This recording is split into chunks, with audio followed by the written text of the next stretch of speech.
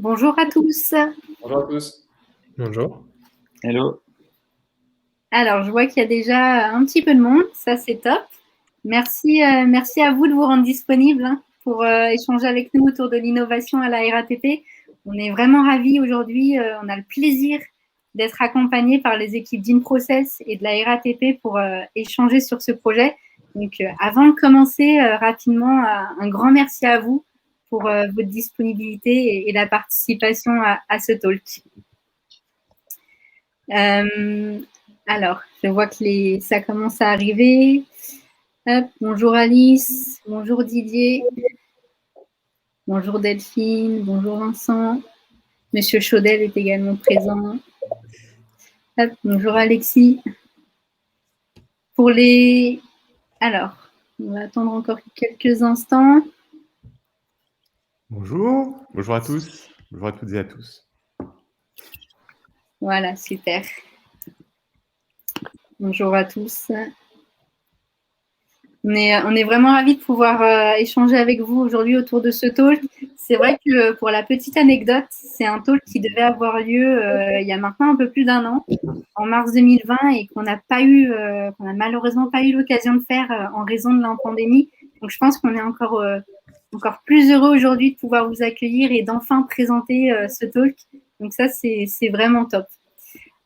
Pour les personnes qui ne nous connaissent pas encore, c'est vrai que les talks, ça fait vraiment partie de l'ADN de l'agence à Limpide. C'est à la fois des moments de partage autour de nos expertises en user experience, en brand experience, mais c'est aussi des moments d'échange avec vous autour des problématiques qui vous animent. Donc, avant de commencer, donc aujourd'hui, on aborde le thème de la mobilité à la RATP, comment repenser l'expérience existante de la mobilité. Et pour ça, on est accompagné des équipes d'InProcess et de la RATP. Avant de leur donner la parole pour que chacun puisse se présenter, je vous invite tous à poser vos questions dans l'onglet questions juste sur votre droite.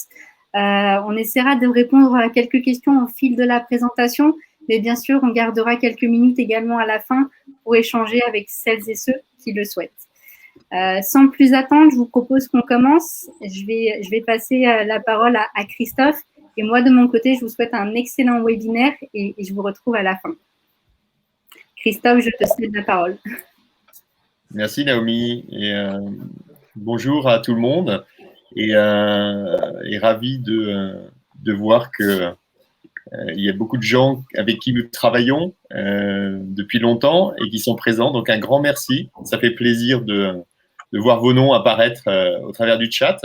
C'est un grand plaisir. Merci à Limpide d'avoir organisé ça et de permettre de partager cette belle expérience. Et un grand merci du coup à Perrine Rousseau de la RATP parce que c'est ce qui va nous permettre de rentrer concrètement dans cette expérience de mobilité avec la RATP.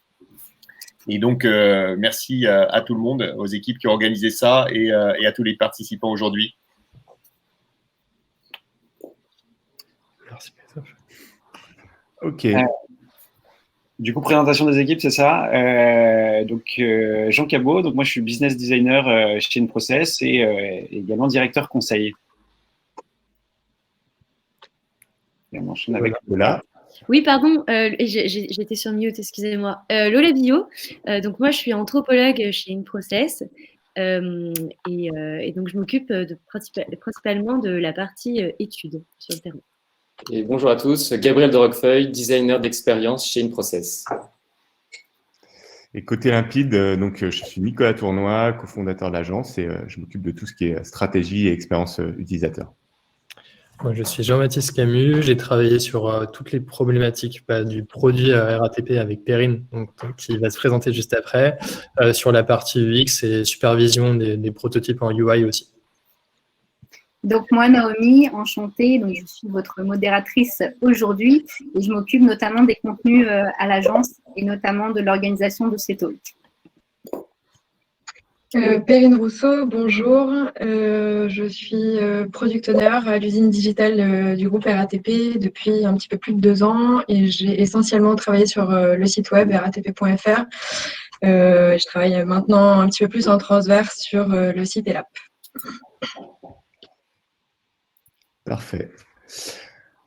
Alors, rapidement sur InProcess, certains d'entre nous connaissent puisqu'on mène des travaux de longue date avec vous et vous savez, le propre de l'agence, c'est de créer des innovations pour des expériences nouvelles et tout ça par des sciences humaines, l'anthropologie, là nous parlera de ça concrètement dans l'expérience RATP. Et ensuite, d'utiliser le design pour la construction de scénarios d'expérience qui sont à forte valeur pour les entreprises qui s'en emparent. Et donc là, pour nous, c'est un grand plaisir de faire cette démonstration avec les travaux réalisés à la RATP, puisqu'on a, c'est une longue histoire avec la RATP et notamment sur l'évolution du pass Navigo, les lignes de contrôle, des choses très concrètes que vous pouvez voir pour ceux qui utilisent les transports de la RATP. Et jusqu'à aujourd'hui, notamment la participation au laboratoire Urbanopolis, qui est le laboratoire d'innovation de la RATP, et évidemment ces éléments très concrets de l'application MyRATP. Et ça, effectivement, c'est le cœur du projet qui va vous permettre de voir ce que ça donne. Donc, surtout, n'hésitez pas si vous avez des liens à faire avec vos enjeux, on y répondra bien volontiers. parfait. Merci Christophe.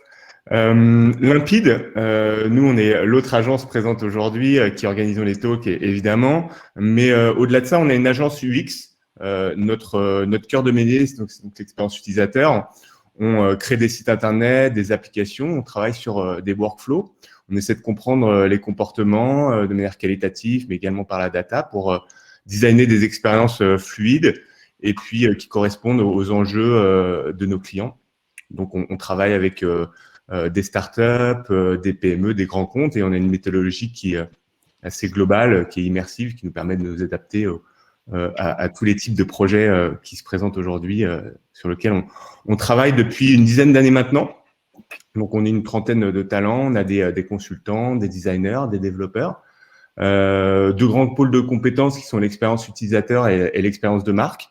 Et on prend beaucoup de plaisir finalement à travailler d'un côté sur la compréhension des enjeux d'une marque et de l'autre côté être capable de prendre une expérience, de comprendre cette expérience et de la designer dans une interface tangible et qui soit le plus sympa et le plus sexy possible.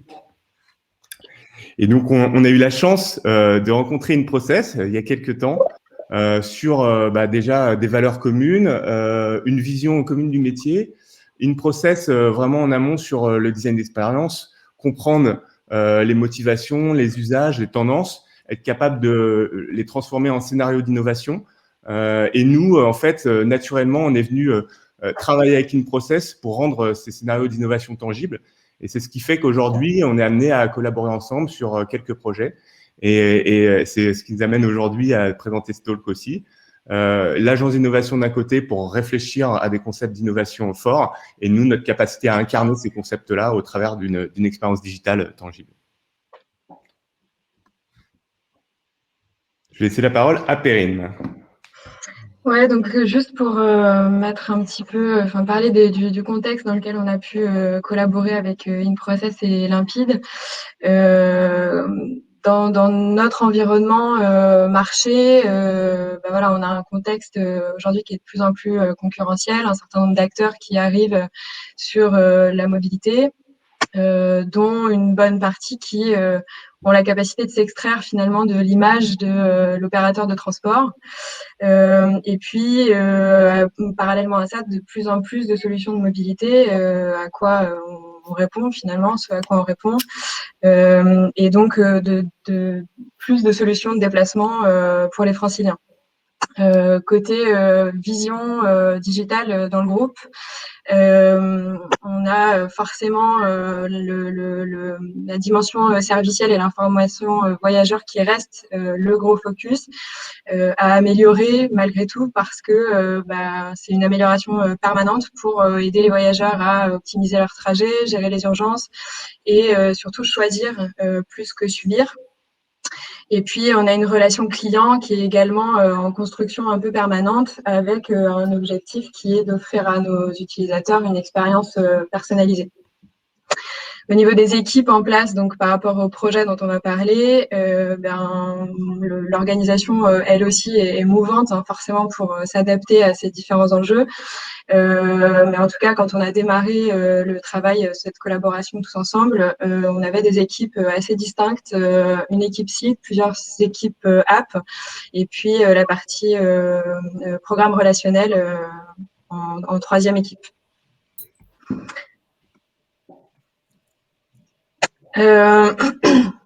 Donc pour répondre à ces différents enjeux, on a demandé à InProcess et Limpide de nous aider à construire la vision cible de RATP.fr et puis à trouver finalement ensemble les axes de complémentarité entre le site et l'application.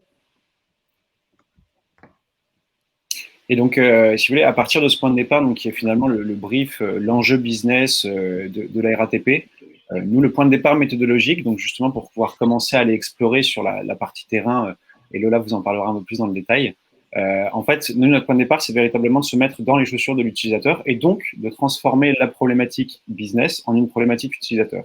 Et donc ça, c'est un travail qu'on a fait avec Perrine, avec l'ensemble des équipes, en disant, mais finalement, demain, quelle est véritablement la question de fond que se pose votre utilisateur et à laquelle vous avez envie de répondre, vous pouvez répondre.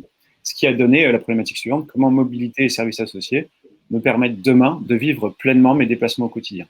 Donc voilà, donc ce qui est intéressant, c'est que directement la problématique, on n'est pas seulement sur un enjeu d'usabilité, on va vraiment chercher, alors oui, la mobilité, mais des services autour. Donc on est en train d'ouvrir en fait les perspectives qu'on peut donner à la vision qu'on est en train de construire. Et on parle de vivre pleinement ces déplacements. Donc on est vraiment sur un registre qui est assez émotionnel et donc qui va nous permettre véritablement de travailler sur l'expérience. Et donc, à partir de cette problématique, il a fallu en fait mettre en place, imaginer une méthodologie qui nous permette de plugger de la manière la plus naturelle possible notre métier, InProcess, donc qui sommes des concepteurs d'innovation par et pour les humains, avec le métier de Limpide, qui est du coup sur la production, la matérialisation tangible de ces maquettes de l'UX en fait et des outils digitaux. Et donc, comment concrètement on fait ça? Si vous voulez, le grand schéma méthodologique, et après on va vous donner par 2 exemples comment il s'applique concrètement. Le grand schéma méthodologique, c'est de partir de la compréhension des mutations d'usage, des grandes tendances sociétales. Donc, on va concrètement voir les gens dans leur vie de tous les jours. C'est pas uniquement de la data, c'est vraiment, on va les observer dans leur quotidien. Et à partir de là, en fait, on va dégager des territoires d'opportunité, c'est-à-dire des choses sur lesquelles on se dit on peut intervenir. On va scénariser des solutions sur ces zones et ces territoires d'opportunité qu'on va tester, qu'on va co-construire avec les utilisateurs, avec les équipes de la RATP. Tout ça pour pouvoir poser en fait une vision consolidée de l'expérience qu'on pourrait qualifier d'idéale pour l'utilisateur et pour les enjeux de la RATP. Et à partir de ce brief expérientiel, Limpide en fait récupère ce brief et va pouvoir dérouler très concrètement la maquette qui va incarner en fait tout ce qu'on aura construit avec les utilisateurs et avec la RATP. Donc voilà pour le grand schéma méthodologique global.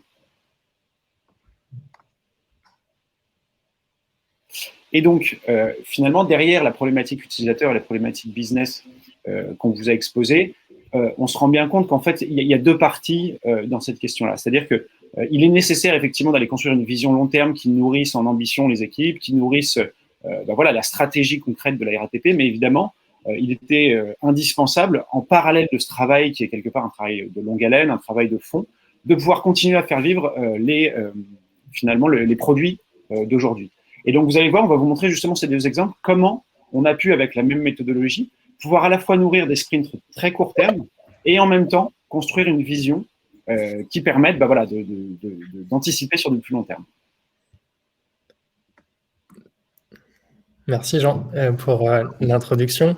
Donc, je vais vous présenter justement un sprint qui a été relativement court, qu'on a adressé avec Perrine il y a quand même maintenant, je dirais, quasiment 1 an et demi, je pense même un peu plus, qui était la mise en place de la multimodalité au sein du site RATP. Donc, la multimodalité, pour les personnes qui ne le connaissent pas, je le résume assez simplement, c'est qu'en fait, on va tout simplement proposer à l'usager différents modes de transport pour aller d'un point A à un point B, voire même à aller à X points en fonction de ce qu'il souhaite. La multimodalité, quand on est arrivé sur le projet, Nicolas, si tu peux passer à la slide suivante, elle s'inscrit dans un contexte global sur lequel on a pu travailler justement avec InProcess. C'est que grâce à des données que InProcess pouvait nous fournir, on savait très bien que dans le contexte dans lequel on était, l'usage remplace complètement la possession. Donc, les usagers sont de plus en plus tournés vers un accès sans avoir un besoin ou une contrainte d'acheter les choses, donc par exemple une voiture ou autre. On est plutôt orienté vers des services qui vont lui permettre de garantir une accessibilité à des lieux, à X choses en tout cas qu'il souhaitera, mais la possession n'est plus forcément une base dans son mindset.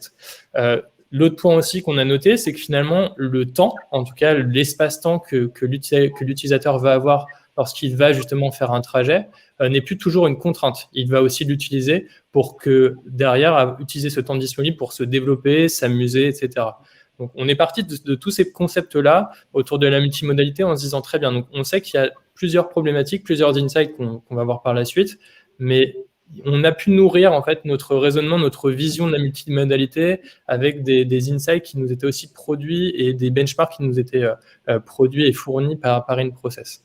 De ce contexte, tout simplement, en fait, on a commencé à dérouler derrière. Donc, Nicolas, je te laisse suivre. On a déroulé 2 problématiques. La problématique, tout simplement business, c'était que côté RATP, on avait en fait déjà un réseau de partenaires très important côté multimodalité. On avait des Vélib, Cityscoot, Captain, Communauto, etc., qui étaient déjà dans le giron, en tout cas, qui étaient des partenaires de la RATP et qui étaient désormais temps d'intégrer dans la recherche d'itinéraire au niveau du site RATP, chose qui n'était pas le cas au moment où on a commencé le projet. Et côté utilisateur, finalement, comme d'habitude, en fait, on a une problématique business, mais on a aussi la problématique utilisateur, c'est finalement de réussir à transformer cette intégration de nouveaux services de manière très efficace, très naturelle, pour que la recherche d'itinéraire ne prenne pas plus de temps à l'utilisateur et lui permette justement de pouvoir faire des choix en fonction de ses de son état d'esprit, du temps, des trajets qu'il cherchera à réaliser. Ça, c'était les 2 problématiques sur lesquelles on s'est penché au lancement du projet. Une autre problématique qui est un peu plus liée à la RATP, comme le disait Perrine tout à l'heure, c'est qu'on avait les différents produits de la RATP, que ce soit le site RATP, l'application RATP, le programme MyRATP, sont pilotés par différentes équipes produits. Ce qui fait qu'on avait aussi une complexité dans nos réflexions, c'était de réaliser, en fait, de travailler sur des parcours sur le site internet RATP, qui ne venait pas cannibaliser non plus l'application, mais qui venait créer des synergies avec cette application, tout en ayant conscience que le comportement qu'on va avoir sur un site Internet n'est pas toujours le même que celui qu'on a sur une application. Toutes ces contraintes-là nous ont amené justement à réfléchir la multimodalité, la manière de l'appréhender sur le site, pas forcément de la même manière que nous l'aurions forcément finalement imaginé pour l'application. Encore une fois, notre travail avec Perrine, il s'est vraiment très orienté pendant plus d'1 an sur la partie site internet, en partenariat bien sûr avec les équipes de l'application, mais l'idée c'était vraiment de nous concentrer sur une expérience qui était propre au site RATP. À partir de là, à partir de toutes ces données-là, on s'est vraiment concentré sur la multimodalité en tant que telle, et pour se dire, OK, c'est un projet relativement court terme, de quelle manière on va pouvoir l'appréhender, et sur quel mindset on va pouvoir, sur quels insights on va pouvoir se baser pour enchaîner là-dessus. Donc Nicolas, je te laisse suivre là. Les éléments. Donc, les insights de la multimodalité, ils sont assez simples. On en avait identifié 4 au lancement du projet. On en a traité 3. Le 4e a été mis un petit peu de côté. La multimodalité, elle se base sur 4 grands critères de décision pour un utilisateur. C'est la distance, le temps, son état d'esprit, comment il se sent au moment où il va faire sa recherche d'itinéraire, et la météo. Donc, les 3 premiers critères, distance, temps, mindset, on va dire que c'est des choses qu'on retrouve très, très classiquement. La météo, c'est quelque chose qu'on avait intégré dans nos toutes premières réflexions, puisque finalement, c'est quelque chose qui est en fait externe et qui permet finalement de transformer un trajet pour l'utilisateur, mais ce n'est pas lui qui l'a décidé. Il va pleuvoir, je vais peut-être vous proposer un projet plutôt souterrain. Inversement, il fait très beau, je vais pouvoir vous proposer des trajets qui vont plutôt être sur des voies, que ce soit en trottinette ou à pied, pour mettre en avant la ville de Paris. Ça, c'était un point qu'on avait beaucoup travaillé avec InProcess lors de nos premiers travaux. C'était de se dire que la météo, ce facteur externe, pouvait avoir un énorme impact dans la manière dont un Parisien, ou en tout cas un voyageur en Île-de-France, pouvait conceptualiser ses trajets et donc la multimodalité. Dans nos réflexions futures avec Perrine, cette entrée-là, cet insight-là, on l'a mis un petit peu de côté parce qu'il est déjà d'une techniquement un peu difficile à traiter, et de deux, on n'avait pas forcément non plus trop de parcours différenciants dès lors qu'il pleuvait ou autre à proposer à un Parisien qui qui pouvaient finalement choisir une modalité plutôt qu'une autre. Néanmoins, c'est une vision qu'on a eue dès le départ et qui a été, sans l'apport d'InProcess sur ce projet-là, on aurait eu du mal à la faire éclore et surtout à nourrir des parcours de réflexion autour de ça. Néanmoins, sur la multimodalité, on en est arrivé à ce stade, c'est que dès lors qu'on a trouvé finalement tous ces insights, on est rentré dans un projet beaucoup plus classique, on va dire. Nicolas, je te laisse passer sur la scène. J'étais allé un peu vite. C'est sur la méthode mise en place sur le projet. Donc là, clairement, nous, avec InProcess, Limpide et InProcess, on s'est intégré au sein des équipes de la RATP. Donc les user stories, etc., étaient rédigés par les product owners et les product managers chez la RATP. De notre côté, on était vraiment au niveau de la stratégie UX. On a beaucoup travaillé sur la vision avec InProcess pour nourrir toutes nos réflexions autour de benchmarks et des best practices qu'on pouvait récupérer à travers leurs outils qui sont déjà mis en place. Derrière, toute cette approche-là nous permettait de nourrir et enrichir notre vision produit pour derrière arriver finalement à ce qu'on attend aussi d'une agence comme la nôtre, c'est délivrer, c'est créer des expériences à travers des prototypes, des wireframes et derrière des maquettes. Et finalement, tout le sprint UI, UX, on le faisait avec Perrine et les équipes produits pendant 2 à 3 semaines où finalement sur certaines features, on allait délivrer des prototypes, derrière les faire tester. Donc on pourra les tester avec différents outils. Ici, on a beaucoup travaillé avec Applause qui nous a permis de faire des tests utilisateurs sur nos différents parcours. Et ensuite, derrière, on livrait nos prototypes aux équipes techniques qui se chargeaient de les implémenter sur le site. Donc, on a fait ça sur la multimodalité, mais on l'a mis aussi en place sur un grand nombre de projets. C'est Nicolas, d'ailleurs, tu peux passer sur la nous, donc, l'objectif sur les projets dont on parlait tout à l'heure, c'est que quand on est arrivé pour accompagner la RATP, on a choisi de travailler sur 2 pans. Un projet très long-termiste, la vision RATP, mais aussi des visions court-termistes, moyen-termistes, à savoir faire évoluer le produit au quotidien pour adresser des nouvelles fonctionnalités aux utilisateurs. Et ce qu'on a fait, du coup, sur la partie multimodalité que vous voyez à droite sur ce petit prototype, on l'a fait finalement sur une douzaine de sprints pendant à peu près 1 an avec Perrine, et ça a été sur vraiment différents pendants du site internet. Ça a été beaucoup sur la recherche utilisateur, dans lesquels on a intégré énormément de nouvelles fonctionnalités, que ce soit des fiches stations, des éléments sur les prochains passages, sur la gestion de l'affluence dans les rames, etc. Mais ça a été sur des choses beaucoup plus larges aussi au niveau du site internet, qui ont été aussi la gestion des plans, la gestion des tarifs, la gestion même de toute la partie recrutement que la RATP proposait, tout ce qui était inhérent au site RATP, on a pu le travailler tout en laissant l'équipe InProcess et nos équipes UX qui les accompagnaient sur la partie prototypage des expériences, travailler sur un projet très long terme pour les amener à faire évoluer les choses. Donc, on arrivait à faire évoluer le produit d'un côté, tout en pensant au futur de ce produit de l'autre côté. Et je pense que Nicolas, tu peux passer à la suite. Merci, JB. Donc, ouais, merci JB. Donc effectivement, en parallèle, on a travaillé sur cette vision cible du site. L'idée, dès le départ, c'était vraiment d'arriver à prendre de la hauteur par rapport au contexte qu'on a vu en introduction pour construire cette vision. Nicolas, tu peux passer à la suite, je pense, avec une base de la matière en fait en entrée, en l'occurrence une étude marketing sur une étude de segmentation, pour adresser les besoins des utilisateurs, et puis une typologie de nos utilisateurs aussi du site, également de l'app.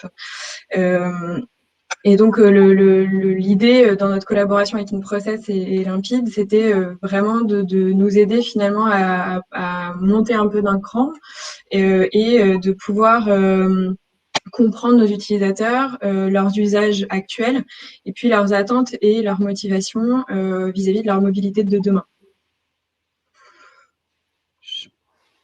On peut passer à la suite, je pense. Ouais. Donc notre problématique business, c'était comment finalement dans ce contexte on peut faire de la RATP le partenaire incontournable de la mobilité des citadins. InProcess nous a aidé vraiment à transcrire cette problématique business, métier, de façon à ce que ce soit user-centrique. Et du coup, la problématique en tant qu'utilisateur, c'est comment les mobilités et services associés de demain me permettent de vivre pleinement mes déplacements au quotidien. Et donc, à partir de cette problématique, on passe en phase d'étude, en fait, de terrain. Donc, la phase d'étude, elle se comporte un peu en 3 volets. Donc, il y a un volet d'observation, un volet qui est plus l'observation des tendances, et un dernier qui est de l'exploration des imaginaires, donc on appelle la sémiologie. Et donc, on travaille sur ces 3 volets en parallèle pendant toute la phase d'étude.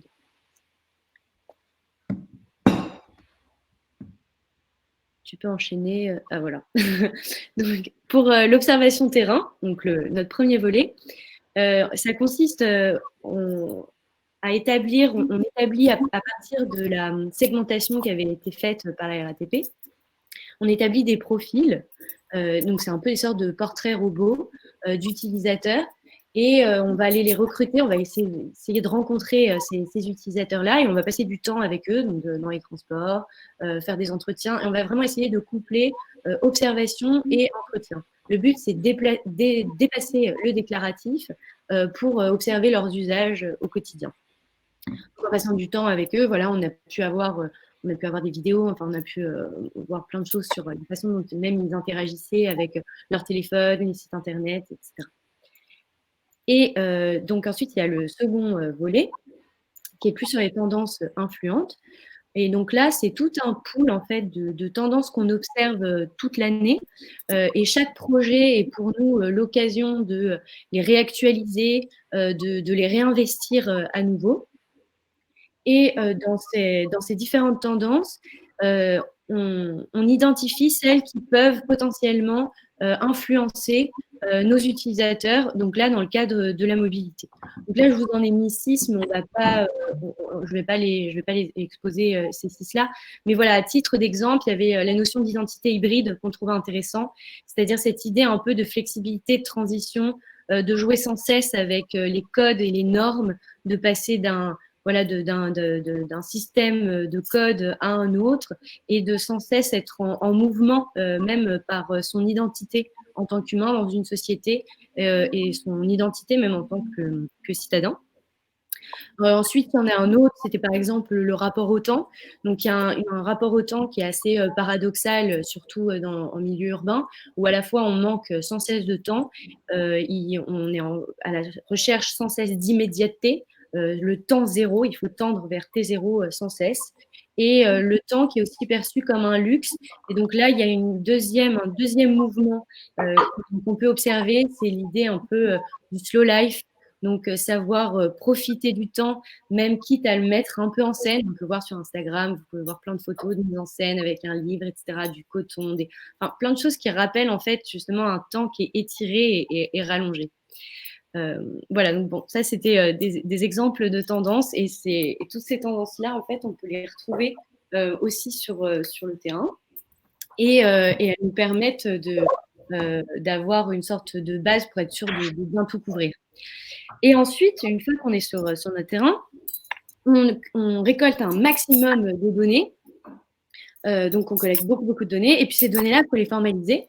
Donc, là, en fait, je travaille beaucoup avec le design, donc avec Gabriel, pour essayer de rendre ces données plus synthétiques, mais surtout utilisables par la suite en workshop. Donc là, vous avez un exemple d'un de nos actionable data qu'on aime bien utiliser, qui est le carré de motivation. En fait, on représente, donc c'est des tenseurs motivationnels.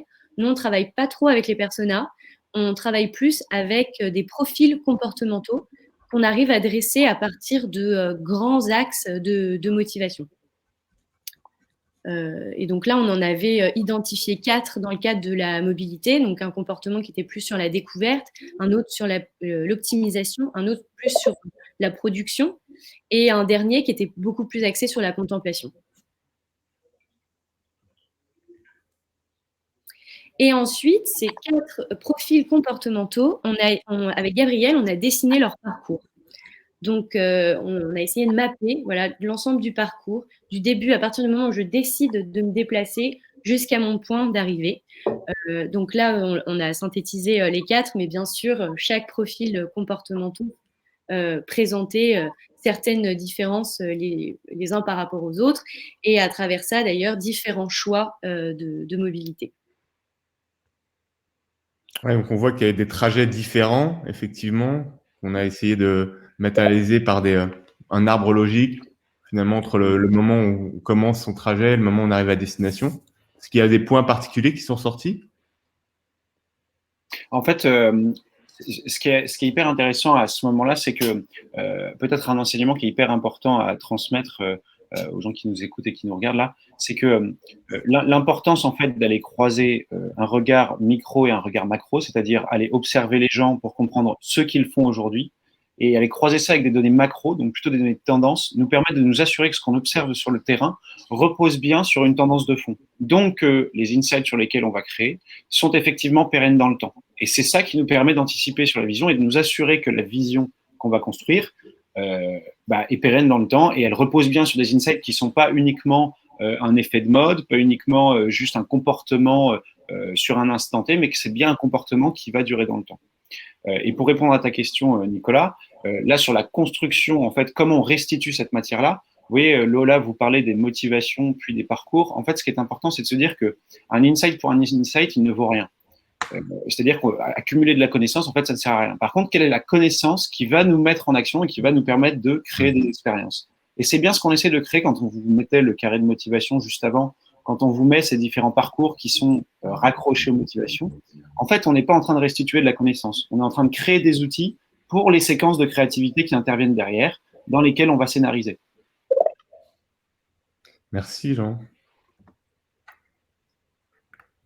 Et donc, justement, à partir de toutes ces données, en fait, si vous voulez, ça nous permet déjà de construire des axes qu'on appelle, nous, en général, des territoires d'opportunité, qui sont finalement des agrégats d'insights qu'on a vus sur le terrain, de motivation, qui convergent dans un sens particulier, où on sait que si on arrive à adresser cet axe pour l'utilisateur, on va créer de la valeur pour lui, et donc on va pouvoir créer de la valeur pour la RATP. Typiquement, un des grands enseignements, si vous voulez, qui sort du terrain, c'est que aujourd'hui, on a des outils digitaux à la RATP qui sont plutôt des outils fonctionnels, c'est-à-dire qui me permettent de me déplacer. Je vais d'un point A à un point B, ça me calcule mon itinéraire. Ce qui est intéressant, c'est que derrière cette notion de fonctionnel, on se rend compte sur le terrain que la RATP, au-delà de ces outils, c'est surtout une entreprise qui dessine la ville. C'est-à-dire qu'on se donne rendez-vous à une station de métro, on se donne rendez-vous à la station Jean Jaurès. Et c'est hyper intéressant parce que dans la tête de l'utilisateur, ça veut dire qu'il se repère dans la ville et qu'il construit son image de la ville grâce à la RATP. Et donc, si vous voulez, ça, c'est un grand axe qui nous a permis de dire, dans la vision, il faut qu'on intègre cette représentation de la ville qu'a déjà l'utilisateur. Et donc, il faut demain permettre à l'utilisateur, grâce aux outils de la RATP, de mieux comprendre la ville et de mieux dessiner sa ville. Ensuite, on va partir en idéation. Donc là, ça va être sous le format d'un workshop de 2 jours. Donc, qui sera avec l'équipe RATP. Au sein de cette équipe RATP, donc, on a les porteurs de projets, mais aussi toutes les équipes qui vont travailler sur les chantiers qui émergeront de cette vision. Et donc, pendant ces ateliers, on s'assure bien évidemment aussi de toujours avoir un profil anthropologue qui assure qu'on a bien toujours la donnée qu'on a observée au terrain au préalable pour répondre après à cette problématique. Et donc, l'objectif de ce workshop de 2 jours, en fait, c'est de créer des expériences idéales pour nos utilisateurs. Et donc, pour créer ces expériences, comme le disait Jean précédemment, on va s'appuyer sur des territoires d'opportunité. Et ces territoires d'opportunité, en fait, c'est vraiment le point de départ pour créer cette vision. Il faut savoir qu'en fait, chaque territoire d'opportunité, donc par exemple, pour ce sujet de la RATP, on en avait 5. Et en fait, ils ont tous une caractéristique spécifique de notre expérience idéale qu'on va construire à la fin, finalement, de cette vision. Et donc, ils sont tous complémentaires. Et donc, typiquement, voilà, on avait des territoires d'opportunité sur une opportunité pour dompter mes déplacements, mais aussi une opportunité pour rendre toutes les richesses de la vie en ville accessibles. Et donc, voilà, on ne crée pas une expérience idéale à partir d'uniquement un territoire, mais tous ces territoires mis ensemble vont nous permettre de créer une expérience qui va répondre au mieux à la problématique initiale. Et donc, pendant ces 2 jours, on va générer des expériences. Et chaque expérience est toujours centrée sur l'humain.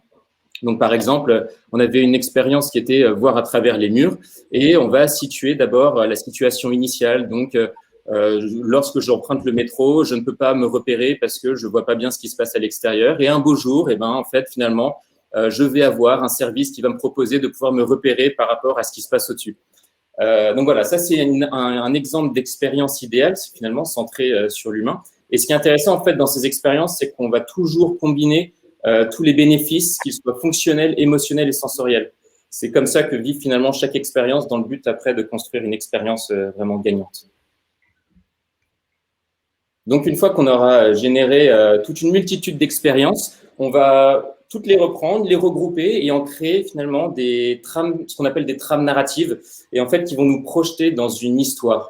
Et en fait, toutes ces histoires, on va en avoir entre 7 et 10 par exemple, on va présenter ces histoires qui vont nous raconter une histoire comme et si demain je pouvais renseigner mon objectif de trajet par exemple, je pourrais décider que voilà, j'ai pas envie de faire d'efforts aujourd'hui, du coup en fait on va me proposer un trajet où il y a des escalators par exemple. Et donc voilà, on va présenter ces histoires qui vont nous immerger. On a une salle du coup chez InProcess qui nous permet de rendre ces trames totalement immersives. Et donc on va les projeter dans ces histoires et les répondants vont réagir finalement. Nos utilisateurs finaux qu'on va inviter vont réagir par rapport à ces histoires en disant j'arrive à me projeter ou j'arrive pas à me projeter dans ces histoires. On va aller chercher le pourquoi et pas nécessairement le j'aime ou j'aime pas. C'est vraiment on va comprendre quels sont les ingrédients qui vont nous aider à façonner cette vision plus tard. Et c'est vrai que je me permets juste de compléter, Gabriel, sur ces sessions-là, c'est vraiment un outil qui est assez crucial. C'est-à-dire qu'on n'est pas du tout sur un test utilisateur. On n'est pas en train de demander aux utilisateurs est-ce que vous aimez, est-ce que vous n'aimez pas cette expérience. En fait, les expériences, les trames narratives dont parlait Gabriel, nous servent de matière de départ pour stimuler la créativité de nos utilisateurs. C'est-à-dire qu'on n'est vraiment pas sur une démarche de test, on est sur une démarche de co-construction. Et c'est ça, finalement, qui assure la pérennité de la vision, c'est qu'on n'a pas proposé des choses à un utilisateur, on l'a construit avec lui. Et donc, c'est lui qui a la baguette, en fait, sur les expériences qu'on crée. Et c'est ça qui nous permet de nous assurer qu'on va générer de la valeur pour lui à la fin.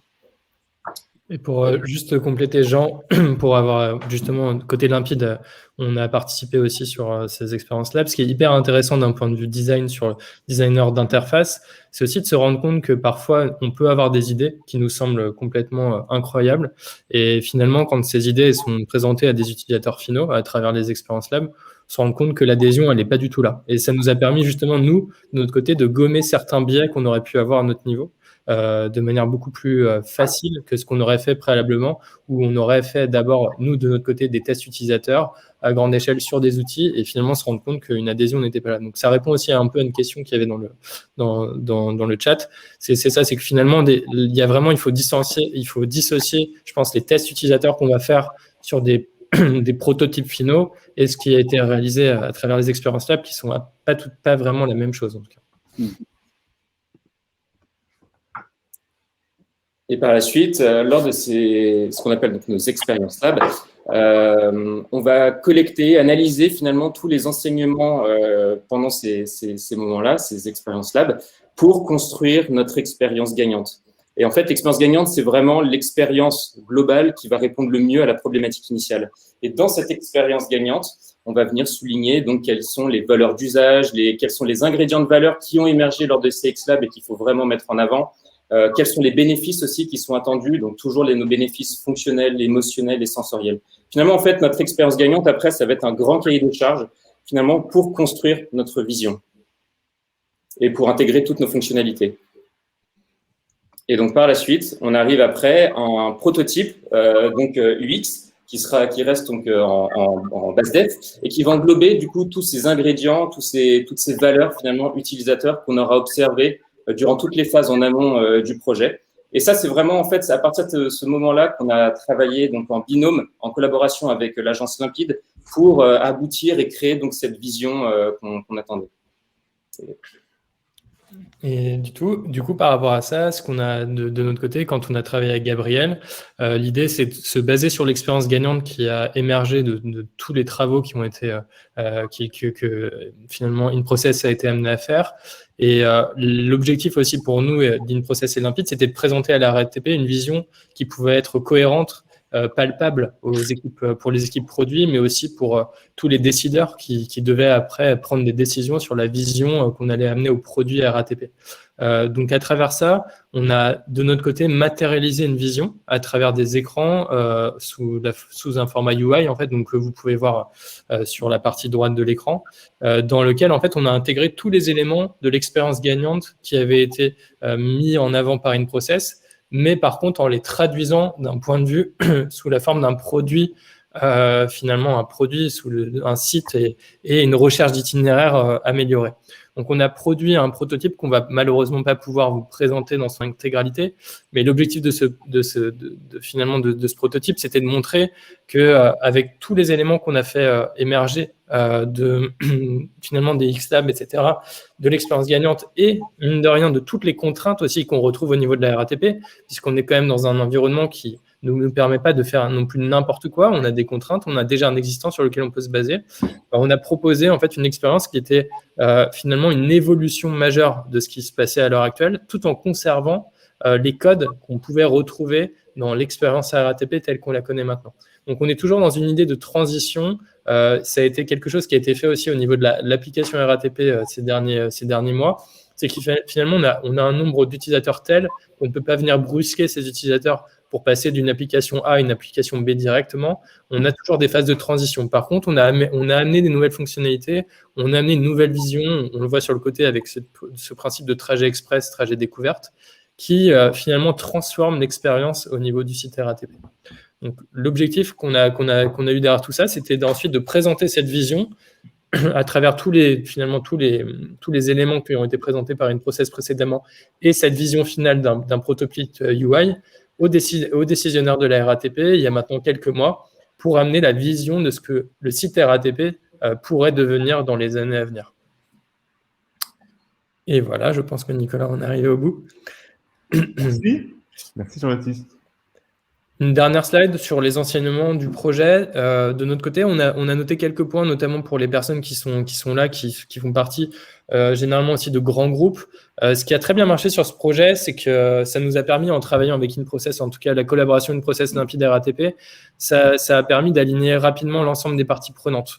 Que ce soit sur des projets assez court-termistes, comme vous l'avez vu tout à l'heure sur la multimodalité, ou sur la partie vision, la démarche globale, elle a permis finalement d'amener les gens à réfléchir ensemble et de travailler tous ensemble autour de ce projet-là. Ce qui a été aussi intéressant, c'est qu'on est aussi dans une organisation qui est assez mouvante, assez évolutive, et avec des niveaux de hiérarchie assez importantes, et finalement des visions qui peuvent ne pas toujours être alignées. Le fait de pouvoir mettre ces visions en regard des utilisateurs, ça nous a permis de gommer beaucoup de biais et aussi d'avoir une vision terrain qui était très intéressante dans notre démarche et qui a permis aussi d'aller plus facilement dans des démarches qu'on n'aurait peut-être pas pu faire si on n'avait pas cette démarche de travail qui a été mise en place par InProcess. Ce qui est optimisable, c'est relativement des choses qu'on retrouve régulièrement sur ce type de projet, c'est qu'il faut quand même qu'on arrive à embarquer des sponsors qui soient capables d'arbitrer des décisions et d'aligner les différents métiers. On travaillait avec plusieurs services, on en parlait tout à l'heure, il y avait finalement le produit RATP, donc le site, il y avait l'application RATP, il y avait MyRATP qui est aussi un autre programme. Il est parfois compliqué de pouvoir aligner tout le monde et il est aussi important que un sponsor puisse piloter tout ça en interne pour pouvoir amener cette vision au global. Et puis derrière, il y a quelque chose ici qui est important. Alors, dans cette période de Covid qu'on a rencontrée, surtout sur l'année dernière, c'était vraiment compliqué. C'est qu'une fois qu'on a une vision, il faut rapidement pouvoir la transformer en roadmap produit pour qu'elle soit tangible. Et c'est ce qu'on a eu du mal, en tout cas, à faire sur le projet, c'est que finalement, le Covid est arrivé au moment où la vision était en train d'émerger et donc les lignes ont bougé. Finalement, la mobilité en Ile-de-France a elle aussi bougé. Et dès lors, il a été compliqué de mettre en place cette vision aussi rapidement qu'on l'aurait voulu. Néanmoins, pour nous, voilà, le sujet est quand même plutôt un très bon succès. Et puis, je vais vous laisser compléter. Si Perrine, tu as besoin de rajouter quelque chose? Pas vraiment, si ce n'est qu'effectivement, c'était une très belle expérience de pouvoir travailler avec et InProcess et Limpide. Qui, je trouve, se complètent super bien dans des projets de ce type et qui permettre justement, enfin, c'est vraiment ce qu'on disait au début, quand on a besoin de délivrer, quand on est dans des rythmes agiles, avec voilà, des livraisons très régulières, des améliorations très régulières, et qu'à la fois on a besoin de penser à ce que va être le produit demain, je pense que c'était effectivement un défi réussi parce que on arrive à faire les deux en même temps, ce qui n'est pas toujours simple. Voilà. Merci. Merci Perrine. Merci à tous. On a quelques questions, si ça vous convient. La première, peut-être pour toi, plus JB. En termes de, enfin, sur les sujets de l'itération, combien de temps vous laissiez pour avoir des retours utilisateurs? Alors, en vrai, pour cette question-là, je l'ai lu tout à l'heure. Je pense que le temps ne veut pas dire grand-chose en fait par rapport à ça. Tout dépend des tests utilisateurs qu'on peut mener. Il y a des tests qu'on peut faire sur des prototypes, donc sur des maquettes, que ce soit sur du Figma, sur du InVision ou autre. Et ça, en fait, ça va plutôt dépendre du volume de testeurs qu'on va mettre dans la balance. Mais on peut très bien faire des super tests sur 10 utilisateurs sur une toute petite feature et inversement avoir besoin d'avoir un très gros volume de testeurs pour pouvoir valider finalement une fonctionnalité. Donc ça, je pourrais pas forcément donner sur ce point-là des points très très tangibles sur le volume d'utilisateurs ou pas à mettre en place. Et par contre, après, quand on parle de volume d'utilisateurs, j'aurais tendance plutôt à penser à des tests sur un produit fini, donc plutôt sur, après un lancement, une mise en production d'une nouvelle fonctionnalité. Et là, on va plutôt utiliser des outils d'A/B testing plus traditionnels qu'on va mettre en place sur deux visions, pouvoir après finalement analyser les deux visions et pouvoir pousser la vision qui nous semble la plus intéressante. Mais donc, on ne faisait, en tout cas, on n'a pas mis en place sur le site RATP au moment où on l'a lancé, il y a encore quelques mois, le principe d'A/B testing n'était pas mis en place, si je dis pas de bêtises, Perrine. En tout cas, on n'a pas forcément bossé là-dessus à ce moment-là. Et on bossait essentiellement sur les tests avec Applause, mais on peut travailler aussi avec des tests API ou même du Maze en direct. Il n'y a pas forcément de problème là-dessus. J'espère que j'ai répondu à la question du coup. Je pense que c'est tout l'intérêt aussi d'être accompagné pour ma paroisse RATP. Je pense que c'est tout l'intérêt aussi d'être accompagné par des agences comme les vôtres parce que du coup on arrive à vraiment bien définir les problématiques et les objectifs et en fonction de ces problématiques et de ces objectifs d'adapter finalement ce qu'on va vouloir faire en prenant en compte nos contraintes évidemment, mais voilà, finalement c'est une réponse à un besoin et c'est vrai que il n'y a pas forcément de format clé, quoi. Je suis pas sûre.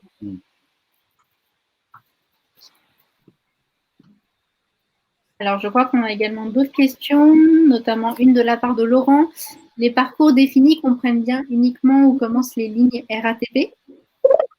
Alors ça, je crois que c'est une question relative à l'outil qu'on construit donc à la fin de la phase d'exploration. Il me semble que c'était ça le sujet. Alors, je vais essayer de répondre. En fait, sur les parcours, ce qui est intéressant, c'est plutôt de s'intéresser au parcours global de vie d'un utilisateur. C'est-à-dire qu'on ne va pas simplement s'intéresser à, je dirais, son moment de mobilité. Justement, on va aller s'inspirer et aller voir plus loin. C'est-à-dire qu'on va remonter plus en amont sur les phases d'inspiration, ce qui peut provoquer son déplacement, et on va aller jusqu'à post-déplacement, penser au retour. En fait, on cherche à étendre au maximum je dirais la longueur de ce parcours, en tout cas les différentes étapes de ce parcours, tout simplement parce qu'on a besoin de comprendre et de contextualiser les différents insights qui vont nourrir ce parcours-là. Et pour le contextualiser et le rationaliser, on a besoin de comprendre le plus en amont possible à partir de quand l'utilisateur se met dans cette démarche de mobilité.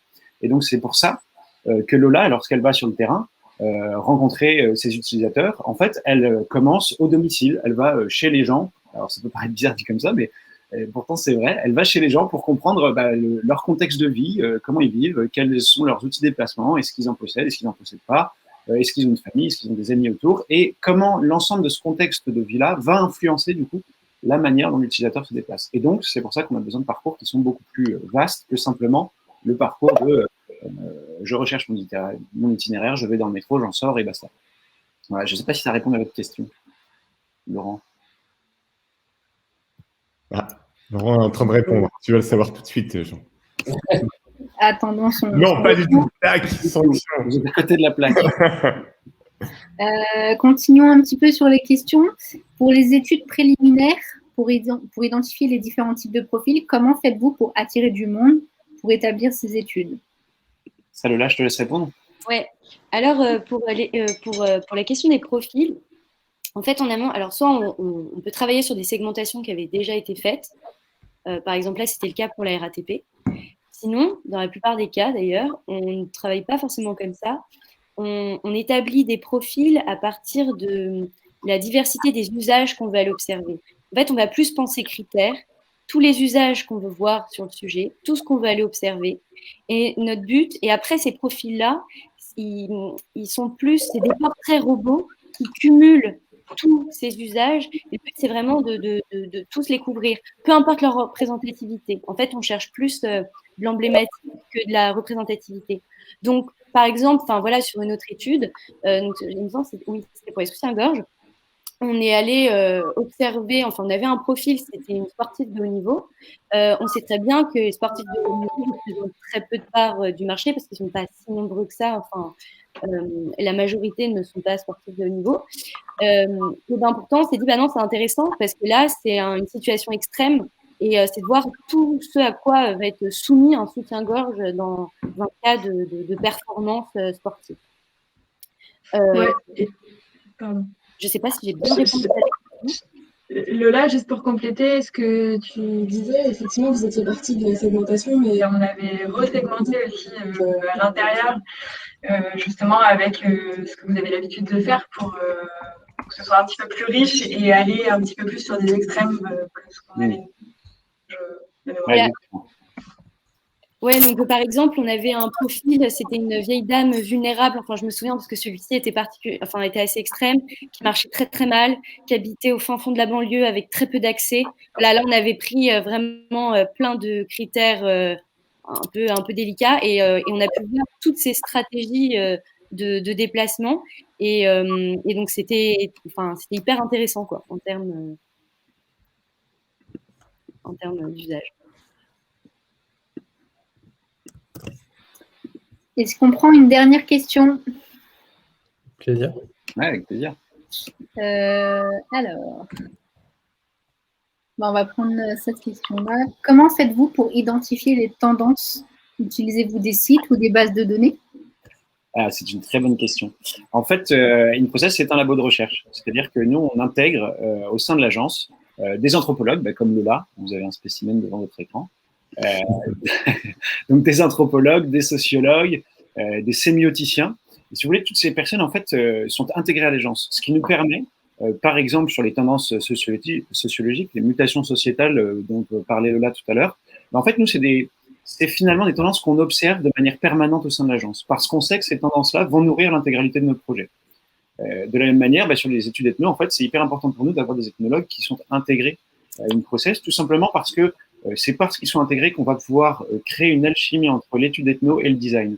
Et c'est ça qui nous permet de créer les outils dont je vous parlais tout à l'heure, où on ne va pas délivrer de la connaissance simplement, on va véritablement livrer en fait des outils pour la créativité qui vont servir à la construction de la vision. Donc voilà, donc pour ces tendances, en fait, on peut utiliser certains sites effectivement pour faire de la desk research. En revanche, toutes les mutations sociétales, ça c'est notre observatoire interne qui s'appelle InDynamics. Et on pourra vous faire rencontrer d'ailleurs Gaël Soon qui s'en occupe. Je serai ravi de répondre à vos questions si ça vous intéresse, de discuter avec elle. Voilà.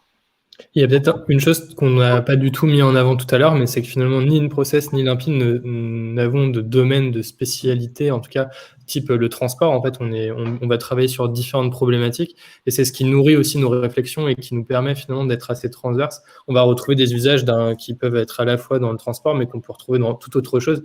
Lola parlait d'une étude sur les soutiens-gorge. Voilà, en fait, c'est tellement large, mais parfois, il y a des insights, finalement, des données d'entrée qui peuvent nous faire rebondir d'un projet à l'autre. Et c'est tout l'intérêt aussi de travailler avec des agences comme les nôtres, je pense, c'est qu'on a une ouverture qui est relativement large sur différents secteurs qui sont soit très techniques, soit parfois très grand public. Mais c'est là où finalement on arrive à retrouver des entrées, des données d'entrée. Pour nous, quand on travaille avec InProcess, c'est effectivement une valeur ajoutée énorme puisqu'on a des datas qu'on ne pourrait jamais obtenir par des moyens de recherche traditionnels. Et c'est d'ailleurs, tu vois, ce côté agnostique de secteur, d'activité, d'ailleurs, c'est ce qui fait que ça fonctionne. Typiquement, quand on parle d'innovation, c'est qu'on arrive avec aucun parti pris de départ, avec quelque part, on s'interdit en fait d'arriver avec une expertise sur les problématiques de nos clients. C'est-à-dire qu'on s'autorise à se dire, en fait, tout ce qu'on sait, c'est qu'on ne sait rien, pour reprendre une phrase qui est chère aux anthropologues. Et en fait, c'est ça qui fait que ça fonctionne. C'est-à-dire que ça nous autorise à se poser des questions qui peuvent paraître très bêtes pour quelqu'un qui est spécialiste de ce secteur-là. Donc, d'aller explorer des champs de possibilités qui seraient écartés par un spécialiste du secteur, en fait, par défaut. Yes. Eh bien, merci à tous. Je pense que ça conclut ce talk. N'hésitez pas, si vous avez d'autres questions par la suite, à nous écrire, soit à InProcess, soit à Limpide. On sera vraiment ravis de pouvoir continuer à échanger avec vous sur ce sujet. Et d'ici là, je vous souhaite une bonne journée et j'espère vous voir à nos prochains talks également. Pour vous teaser un petit peu le sujet, on va traiter de la communication en B2B. Comment faire un plan de communication B2B performant et efficace en 24 heures. Donc, si ça en intéresse certains, vous pouvez d'ores et déjà vous inscrire. Le lien d'invitation est dans le chat. Parfait. Merci à tous. Merci beaucoup. Merci. Merci. Merci beaucoup. Bonne journée. Salut. Au revoir. Au revoir.